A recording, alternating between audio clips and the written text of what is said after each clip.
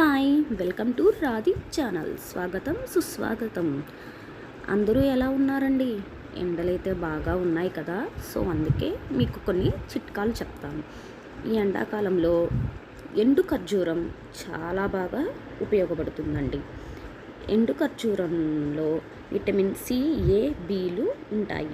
అలానే ఎండు ఖర్జూరాన్ని ఒకరోజు నీటిలో రాత్రంతా నానబెట్టి తాగండి. ఎంతో శక్తినిస్తుంది, చలువ కూడా చేస్తుంది. అలానే జ్వరం తగిలిన వాళ్ళు ఎండు ఖర్జూరాన్ని తింటే త్వరగా శక్తి లభిస్తుంది వారికి. అంతేకాకుండా పిల్లలు ప్రతిరోజు ఒక ఎండు ఖర్జూరాన్ని తినడం వల్ల వారికి ఎంతో జ్ఞాపక శక్తి ఉంటుంది, జ్ఞాపక శక్తి పెరుగుతుంది. అలానే ఎండు ఖర్జూరంలో కొవ్వు అస్సలు ఉండదండి, ఎంతైనా తినొచ్చు. శారీరక శ్రమ ఉన్నవాళ్ళు కూడా ఎండు ఖర్జూరాన్ని తినాలి. ఈ వీడియో కనుక మీకు నచ్చినట్లయితే లైక్ చేయండి, షేర్ చేయండి, సబ్స్క్రైబ్ చేయండి. Tata, bye bye.